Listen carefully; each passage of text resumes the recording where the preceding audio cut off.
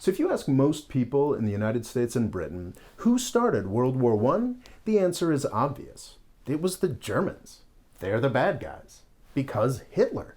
Well, the funny thing about Hitler is that he wasn't actually in control of Germany until the early 1930s. And World War I started back in 1914. Failed Austrian painters were not, in fact, making the decisions for the German Empire back then.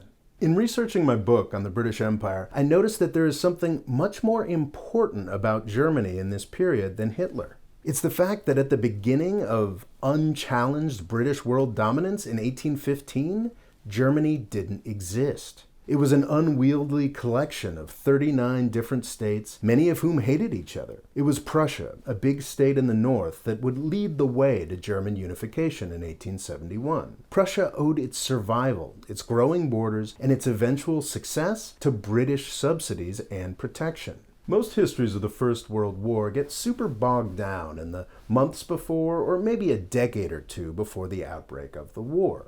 But even those studies are now beginning to concede that it's not as straightforward as we always used to think it was.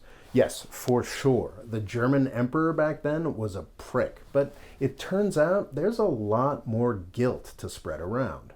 Recent books like Christopher Clark's Sleepwalkers emphasize that the Serbian government the Allies were defending really did sponsor the assassination of that Austrian Archduke. And it wasn't just the Germans who were looking for a war. In the first flush of mass literacy and hyper-nationalism, leaders in every European country really thought war was good and glorious and that it could serve their ends. So even the studies focused on the direct run-up to the war aren't as anti-German as they used to be.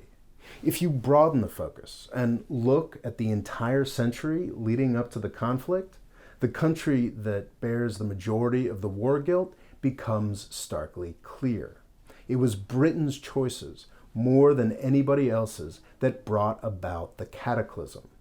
First off, the British basically founded the modern German state, protecting and promoting Prussia at every turn. Prussia survived the 1700s and the Napoleonic Wars mostly as a heavily subsidized British client. In the aftermath of those wars, Britain made sure Prussia got the Rhineland far to the west of their traditional territory, setting up the next century of French-German rivalry. The Rhineland also ended up being one of the cores of industrial Germany. This move from 1815 made sense. Napoleon was still alive, and the Prussians had always been used as a weapon against the French.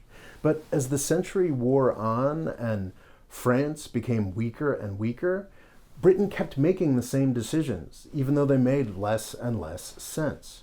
They were focused on non-existent threats from Russia and France, and they just kept on building up Prussia.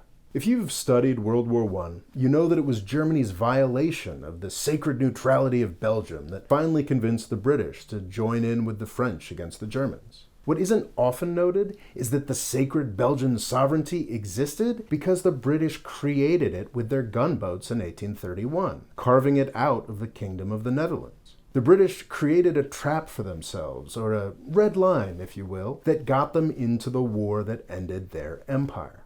In the first half of the 1800s, the British had an amazing tool for informal empire management in Europe: the Russians. The fanatically counter-revolutionary czars weren't great for European liberals, but they also kept a lid on nationalism. There was no way the Prussians, with a P, were going to be able to set up a centralized German state with the Russians playing Eurocup. This was an amazing deal for the British. So what did they do in the 1850s? They invaded Russia.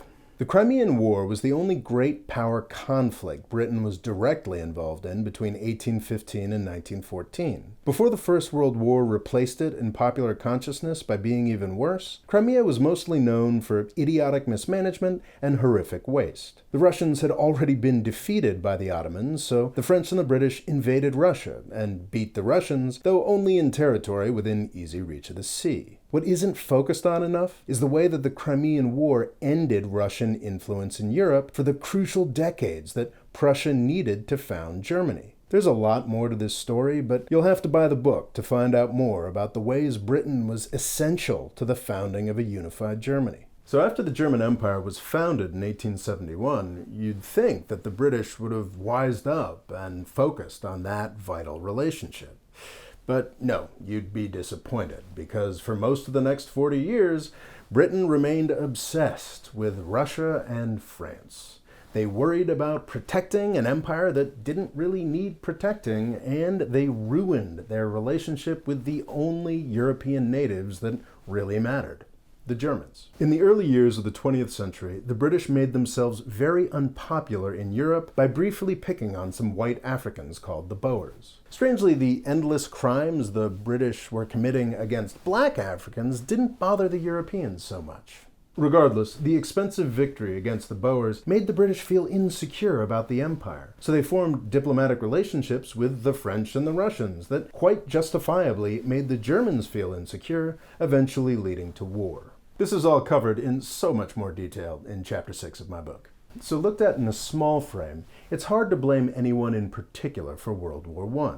Every European country was led by bloodthirsty aristocratic scum, and tragedy is the sort of thing that happens when you are led by idiots. But if you zoom out, it becomes clear that the British bear the most responsibility. They ran the world up until 1914, and they criminally mismanaged the European part of that world. This is a cautionary tale that the United States should pay much more attention to. If you want to learn more about this, check out Chapter 6 of my book, Avoiding the British Empire, which tells the whole sorry tale. And come back next time, when we will begin to lay out how badly the U.S. empire is failing to learn from Britain's mistakes.